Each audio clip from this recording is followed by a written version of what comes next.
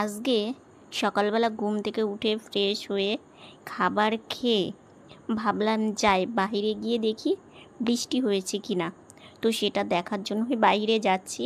তো শুভ সকাল বন্ধুরা, এস সাহার লাইফস্টাইলে তোমাদের অনেক অনেক স্বাগত আর অনেক ভালোবাসা। তোমরা সবাই কেমন আছো? আশা করি তোমরা সবাই খুব ভালো আছো। তোমাদের ভালোবাসা এবং আশীর্বাদে আমরা ভালো আছি। আজকে হচ্ছে মঙ্গলবার আর এখন বাজে 10টা 28। তো নতুন দিন তোমাদের সঙ্গে নতুন একটা ভিডিও শুরু করলাম বন্ধুরা। তোমাদের আজকে একটা কথা বলার আছে, পুরো ভিডিওটা দেখলেই বুঝতে পারবে, কারণ তোমাদের কাছে একটা বুদ্ধি পরামর্শ নেওয়ার আছে। তো আমি বাইরে চলে আসলাম, এসে দেখি কই বৃষ্টি নেই। পরশুদিন হয়েছে কিন্তু কালকে রাত্রে আর বৃষ্টি হয়নি। তো আবার দেখি সেই গরমও লাগছে। তো বাইরে আসলাম কিন্তু হাওয়া ছিল। বেশ কিছুক্ষণ একটু বসে থেকে এদিক ওদিক দেখলাম। আর আজকে রান্না করেছে সোয়াবিনের রসা, একটু পাতলা করেই করেছে। আর ফার্স্ট টাইম এই বছরে ফার্স্ট টাইম আমের চাটনি করেছে। তো নেক্সট দিন করলে দেখাবো। আর পটল ভাজা আর গিমা শাক। তারপরে ভাবলাম যে না, বাড়িতে ভালো লাগছে না, বারান্দাতে যাই।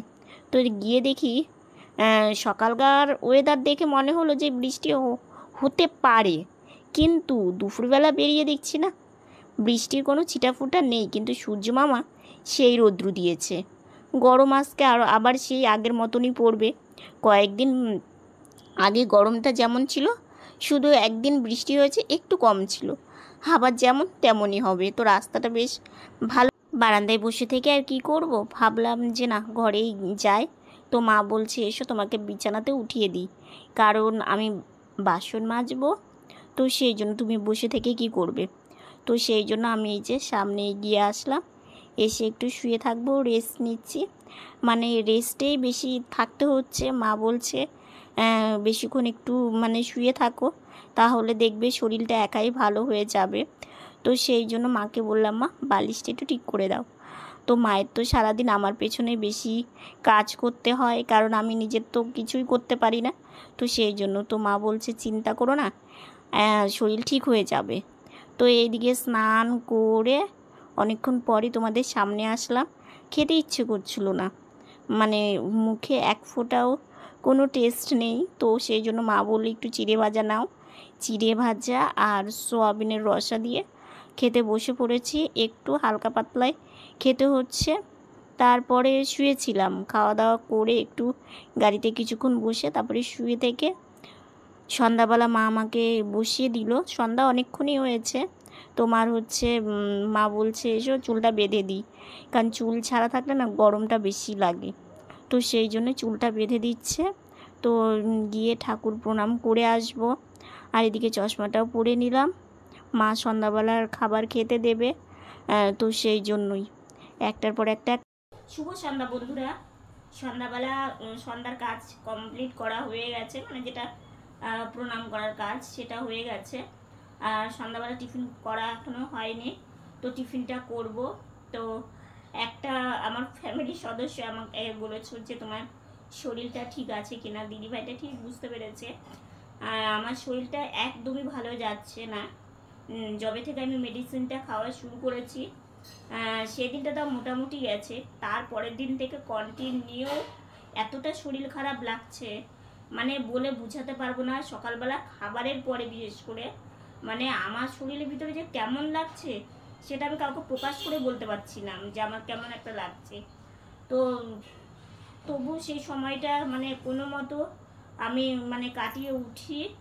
আর তোমার হচ্ছে সেইভাবে আমি ভিডিও বানাতে পারছি না, শরীরটা খারাপ থাকলে যা হয়। তো তারপরে ওষুধ খেলাম, খেয়ে দিয়ে তারপরে একটু ভালো আছি। তো দেখা যাক কি হয় না হয়। আজকে বাবা আবার ডক্টরের কাছে গিয়েছিল, ওনার কাছে সব কিছু বললো যেটা আমার অসুবিধা হচ্ছে। আমার অসুবিধা কি বলো তো, গা বমি বমি পাচ্ছে, গা গোলাচ্ছে আর কি।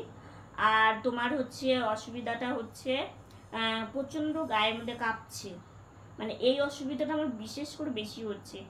আর খাবারের প্রতি কোনো রুচি পাচ্ছি না, টেস্ট যেটা বলে স্বাদ, পুরো মুখটা একদম কেমন যেন একটা হয়ে গেছে।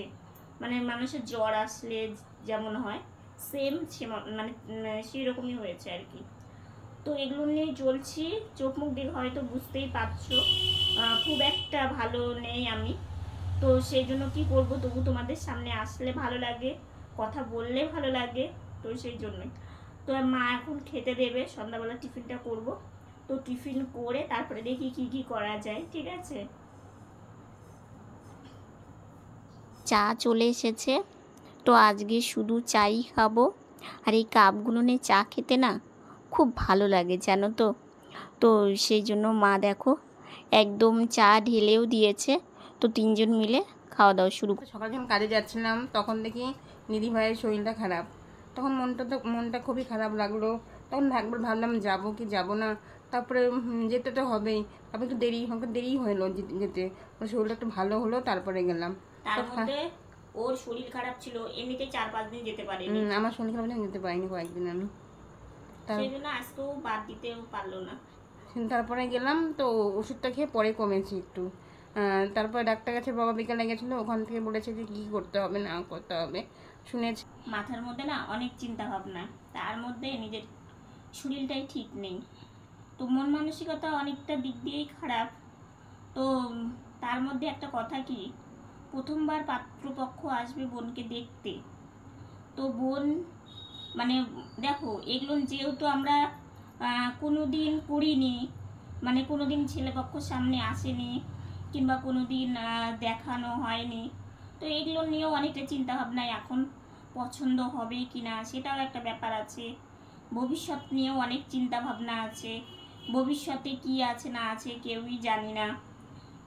অনেক রকম ভাবনা চিন্তা আসে, বিশেষ করে আমাদের তো আরও বেশি আসবে। তো এবার তোমাদের কাছে একটা মানে প্রশ্ন একটা মানে আমি করবো আর কি তোমাদেরকে, সেটা হচ্ছে তোমরা একটু জানিয়ে দিও, তাহলে আমাদের অনেকটা ভালো হবে। সেটা হচ্ছে পাত্রপক্ষের সামনে বোন কি পোশাক কিংবা ড্রেস পরে বসলে বেশি ভালো হয়। দেখো ও তো শাড়ি পরতে পারবে না কোনোদিনই, ছোটো থাকতে একটা বায়না উঠতো, তখনকার ব্যাপারটা আলাদা ছিল, কিন্তু এখন তো বড় হয়েছে আর শাড়ি পরে তো বসা সম্ভব না। তো আর এখন হচ্ছে তোমার ও কুর্তি, তারপরে হচ্ছে লং ফ্রক আর চুড়িদার, এই তিনটাই আছে আর কি। তো এই তিনটার মধ্যে কোন পোশাকটা পরলে বেশি ভালো হয় তোমরা একটু কমেন্ট করে আমাকে জানিয়ে দিও, ঠিক আছে। তো জানি চিন্তা করে কিছু হবে না, কারণ যা হবার তাই হবে, ভাগ্যে যেটা আছে সেটাই হবে, সেটা 100 বারই মানি, সেটা মেনেই চলি আর কি। তবু এখন তোমাদের সাথে বলি, সব কিছু বলতে ভালো লাগে এবং তোমরা আমাকে অনেক সুন্দর সুন্দর বুদ্ধি দাও, তো এটাও আমার বেশ ভালো লাগে। জন্যই আজকে ভাবলাম যে না, পাত্রপক্ষের সামনে মানে ছেলে বাড়ির লোকরা যখন আসবে, জানি না কে কে আসবে, সবই তোমাদেরকে জানাবো। তো কি মানে ড্রেস পরে কিংবা পোশাক পরে বসলে বেশি ভালো হয় তোমরা কিন্তু জানাতে ভুলো না। তো সেই জন্যই ভাবলাম যে তোমাদের উপরই এই আমি হচ্ছে এই কি বলবো দায়িত্বটা দেই আর কি, কারণ তোমরাও তো আমার পরিবার, তোমরাও কিছু কিছু দায়িত্ব অবশ্যই আবার আমাদের জন্য পালন করবেই, সেটা আমি জানি। আমার পরিবারের অনেকেই আমাকে খুবই ভালোবাসে। আর দেখো আমি একটা এইরকম মানুষ, সারাদিন তো নানান চিন্তা নানান ভাবনার মধ্যে আমাদের দিন বেশি কাটে, তবু তার মধ্যেও এইটা একদিকে ভালো লাগে যে একটা আশার আলো দেখতে পাচ্ছি, জানিও এখনো আসেনি কিংবা কি হবে না হবে, তবু এটা ভেবে মানে ভাবলেই ভালো লাগে। তো সেটাই তোমাদেরকে বললাম।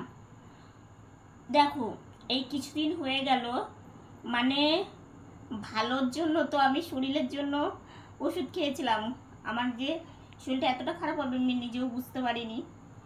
হয়তো আগে জানলে আমি মেডিসিনটাই খেতাম না, তো কী করবো, খেতে তো হবেই, না খেলেও চলতো না। তো এরকম করে দেখি এখন কবে ভালো হই, শরীরটা ভালো হয়, সেটাই এখন মানে ভাবছি। দেখো আমার কথাগুলো হয়তো শরীর খারাপের কথা, তারপরে আমাদের ব্যাপারটা দুঃখই বেশি থাকে, কিন্তু দেখো তোমরা একটু নিজের মনে করে আমাদের সাথে থেকো এইটুকুনি, কারণ দেখো তোমরা ছাড়া তো আমাদের কেউ নেই, তোমাদের কাছেই সব কিছু বলি, তোমাদের কাছেই যতটুকু একটু আবদার, এইটুকুন তোমাদের কাছেই সব কিছু জানাই। তো আজকের ভিডিওটা এতটুকুনি, ভিডিওটার বেশি বড় করছি না। ভিডিওটা যদি ভালো লেগে থাকে লাইক কমেন্ট শেয়ার করো। তোমরা ভালো থেকো, সুস্থ থেকো, সাবধানে থেকো। নতুন ভিডিও নিয়ে খুব তাড়াতাড়ি তোমাদের সামনে আসছি। গুড নাইট, তোমরা সবাই ভালো থেকো।